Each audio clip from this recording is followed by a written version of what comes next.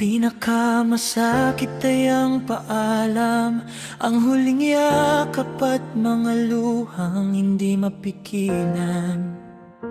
Akala kong sakit ay nasa araw ng paghiwalay, sa mga salitang tapos na naayaw tanggapin ng puso ko.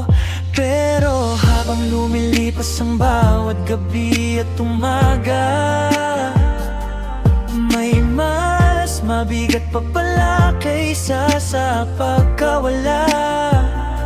Unti-unti kong nakita ang katotohanan, na kaya palang magpatuloy ng mundo yan nang wala ako.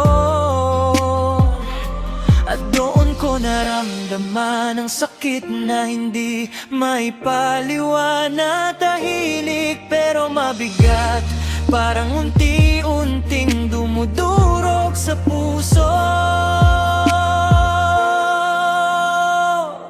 Minsan, ang pinakamasakit ay hindi ang pag-alis niya, kundi ang makita na masaya siya kahit wala ka na.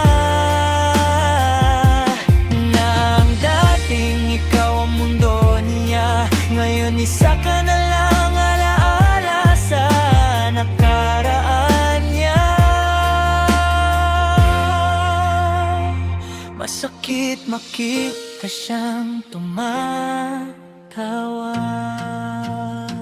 habang ikaw binabasa pa rin ang mga lumang usapan. Siya naman ay gumagawa na ng bagong kwento sa buhay. Habang ikaw umaasang baka bumalik pa siya, siya naman ay natutong mabuhay nang hindi ka kasama. At bawat larawan niyang may ngiti, parang paalala na tapos na talaga ang lahat. Hindi siya galit, hindi rin siya nasasaktan, masaya lang siyang nagpatuloy sa landas na wala ka. Doon mo maiintindihan ng paghilom ay hindi pareho. May mga taong mabilis makabangon, may mga pusong mas matagal maghilom. Minsan, ang pinakamasakit ay hindi yung pag-alis niya, kundi ang makita na masaya siya kahit wala ka na.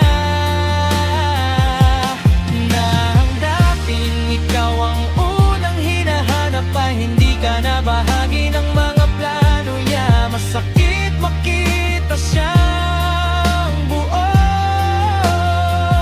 habang ikaw ay nag-aaral pang tanggapin ang nangyari. Sa bawat araw na lumilipas, mas lalo mong nauunawaan ang katotohanan. Pero siguro hindi rin ito tungkol sa kanya, kundi tungkol sa pagtanggap na tapos na ang kabanata. Na may mga taong dumadaan lang sa buhay natin, hindi para manatili, kundi para magturo ng mahalagang aral.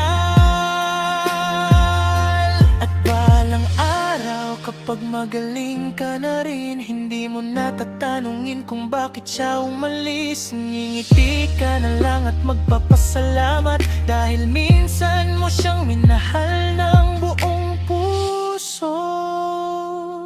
Minsan, ang pinakamasakit ay hindi ang pagbiyan niya, kundi ang makita na kaya niyang maging masaya nang wala ka.